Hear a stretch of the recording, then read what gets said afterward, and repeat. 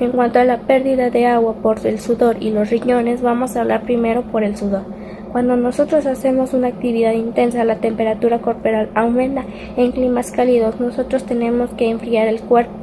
¿Y cómo enfriamos el cuerpo? Bueno, es a través de que lo normal es de 100 mililitros por día, pero cuando nosotros tenemos una pérdida mayor, un ejemplo, fiebre muy alta, entonces esta pérdida llega a aumentar y podría igual a producirnos una deshidratación.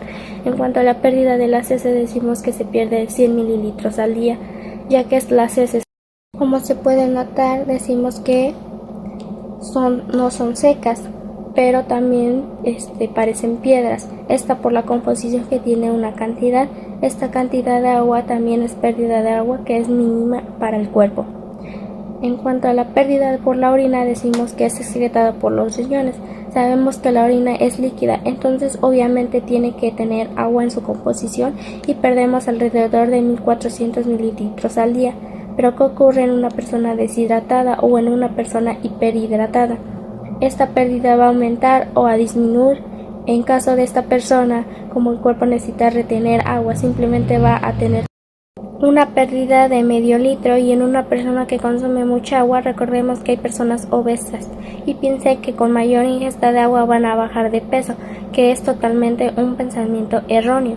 Estas personas que exageran con el consumo de agua pueden llegar a orinar 20 litros al día aproximadamente.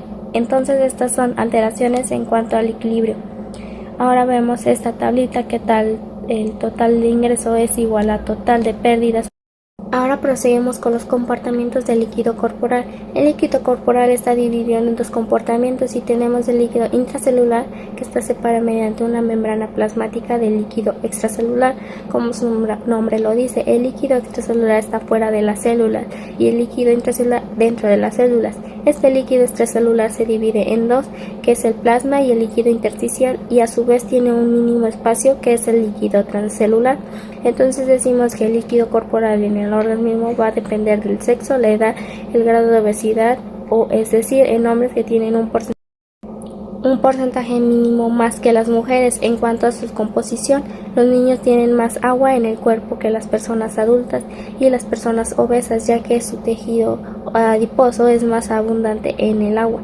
Esto tiene una menor cantidad, entonces es importante que el líquido corporal, el agua, esté presente en el cuerpo. Va a depender tanto de la edad como se me habían mencionado. Ahora, el líquido intracelular representa el 40% de peso corporal y está separado de lo que es el líquido extracelular por una membrana plasmática. Esta por los temas de histología, que es lo que contiene la célula. Esta membrana plasmática es permeable al agua, pero no los iones. Entonces el líquido está dentro de las células. En cuanto al líquido extracelular, va a representar el 20% del peso corporal y este divide. Seguimos con el plasma, simplemente representa lo que es la sangre, a lo que es el 5%, sin contar sus proteínas, y el líquido intersticial, que está entre las células, entre los tejidos, representa el 15% por una comparación matemática, numérica. Podemos ver que hay más líquido dentro de las células que afuera de ellas. Tercer espacio, que es el líquido transcelular, que simplemente representará el 2.5%.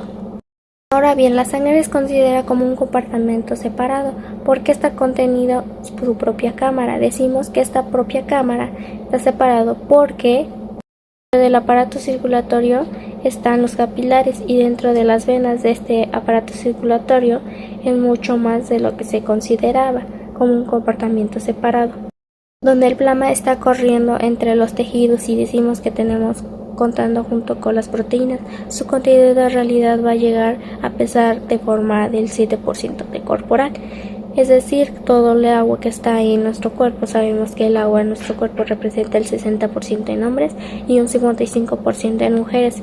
Entonces todo esto, el porcentaje del 7%, va a ocupar lo que es la sangre. Esta sangre está compuesta, ya sabemos, por los eritrocitos, glóbulos rojos, blancos, plaquetas, entre otros.